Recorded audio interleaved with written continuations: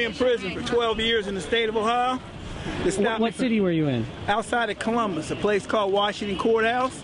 I went to school with Art Schlichter, I played sports with Art Schlichter, who quarterbacked for the Baltimore Colts, Indianapolis Colts. My name is Doug Stewart.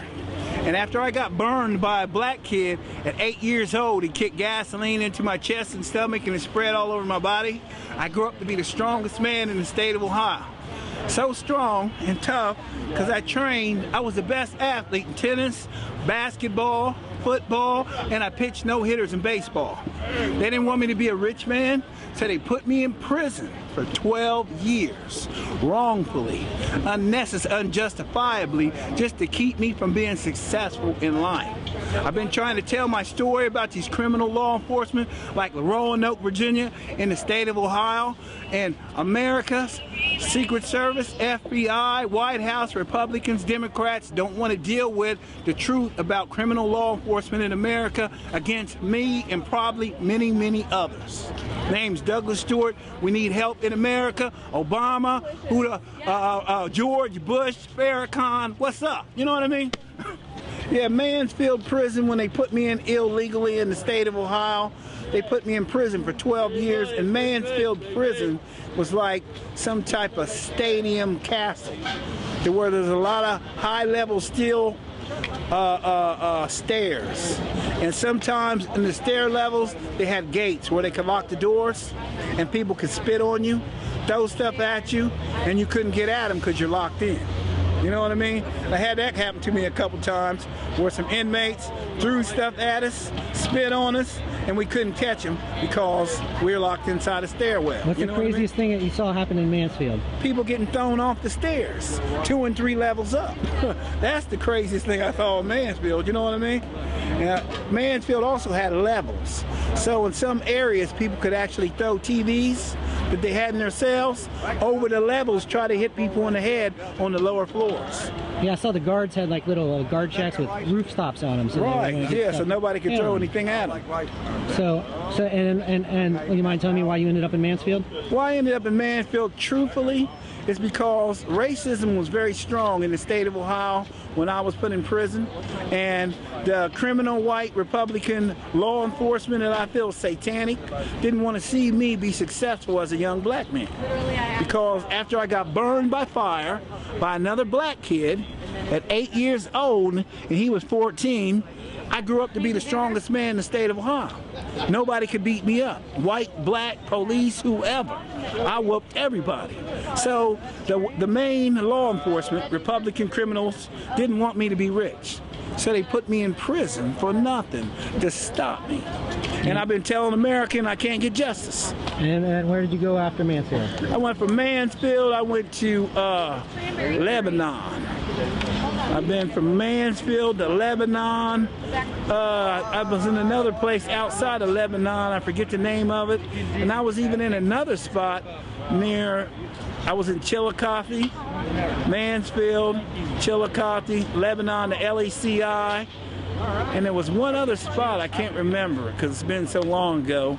And it was like a medium prison. But yeah, they had me all over Ohio. Have you watched the movie Shawshank Redemption? Yeah, I love the Shawshank Redemption because the main thing is that he gets a criminal organized movement and he survives the prison sentence. He escapes, he gets paid, he gets money to go find paradise after all the torture he went through and after all the bad things that he's seen, and the bad guys lose and the good guys win.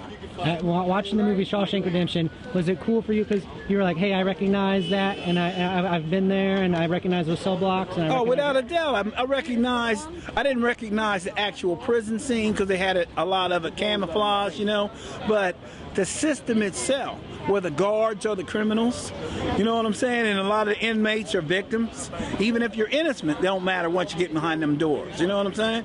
But yeah, that's what I really loved about it, was the fact that he survived. He accomplished something, used his brain after many years to succeed. And that's all I'm doing now.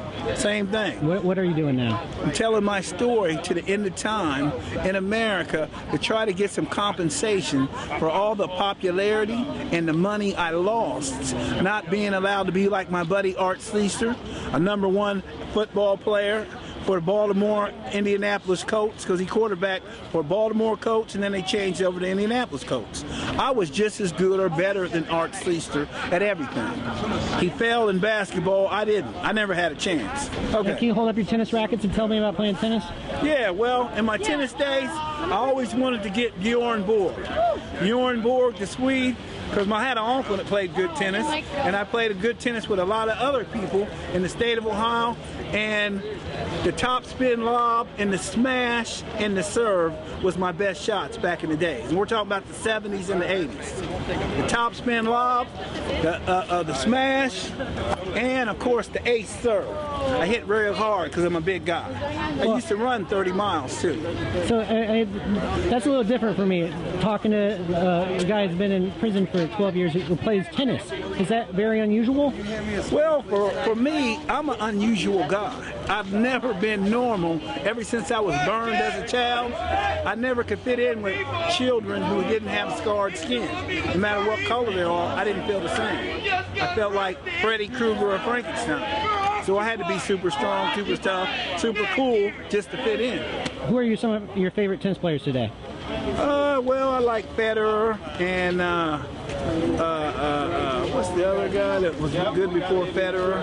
What do you think of John McEnroe? John McEnroe was never that good. He was always entertainer, like Illy Nasty.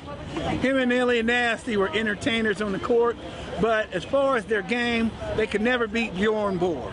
Bjorn Borg was the man, you know what I'm saying, and that's the guy I always wanted to play, to get his reflexes down, to get in just like Curly Neal, the Globetrotters. I always liked playing the best.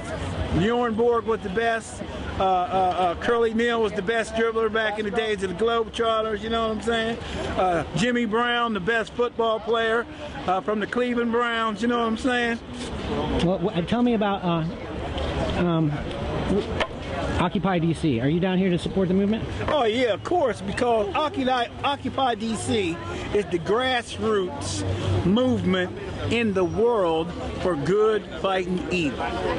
And every level of this world has to start rebelling against organized evil and quit submitting and allowing them to continue. And that's what Occupy DC, Occupy Wall Street, and Occupy the Universe is about. It's telling the evil people who've been corrupted or were born that way, whichever the way it means, from money, power, or whatever, it's time that we don't want it no more. We're not going to take it no more. We're going to do like Willie Nelson, my boy from Greenfield, Ohio, take it and shove it. We don't want it no more. Well, what would you like?